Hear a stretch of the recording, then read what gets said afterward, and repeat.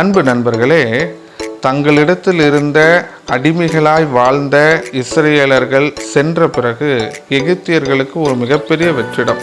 யார் இந்த வேலையெல்லாம் செய்வா அப்படின்னு அப்படி நினைத்து கொண்டிருந்த எகிப்தியர்களுக்கு தங்களிடத்திலிருந்து போன மக்கள் செங்கடல் என்கிற ஒரு இடத்திலே அவர்கள் சிக்கி இருக்கிறார்கள், அதை தாண்டி அவர்களால் போக முடியவில்லை என்ற செய்தி கேட்ட உடனேயே மிகுந்த மகிழ்ச்சி அடைகிறார்கள். நல்லா வசமாக மாட்டிட்டாங்க.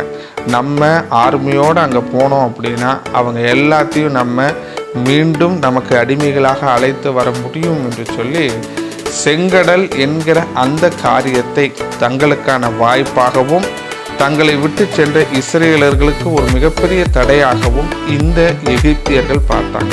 ஆனால் கடவுளுடைய திட்டம் என்பது வேறு விதமாக இருந்தது. பெருமை மிகுந்த இந்த எகிப்திய சேனையின் அழிவு அந்த இடத்துல தான் இருந்துச்சு. யார் தப்பிக்க முடியாமல் மாட்டிக்கொண்டிருந்தார்கள் என்று நினைத்தார்களோ அதே இஸ்ரேலர்களுக்கு அந்த செங்கடல் ஒரு வழியாக அமைந்தது என்று வேதத்தில் நம்ம பார்க்கிறோம்.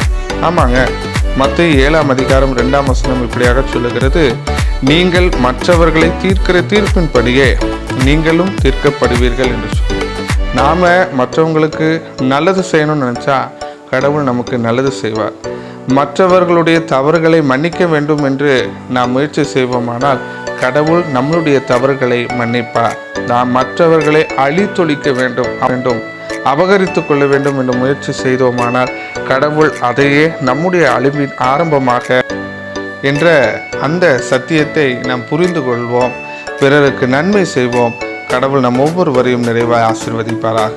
மற்ற வீடியோக்களை தொடர்ந்து கேட்க இந்த சேனலை சப்ஸ்கிரைப் பண்ணுங்கள். இந்த வீடியோ உங்களுக்கு பிடிச்சிருந்தா லைக் பண்ணுங்கள். தொடர்ந்து உங்களுடைய விமர்சனங்களை கமெண்ட் பண்ணுங்கள்.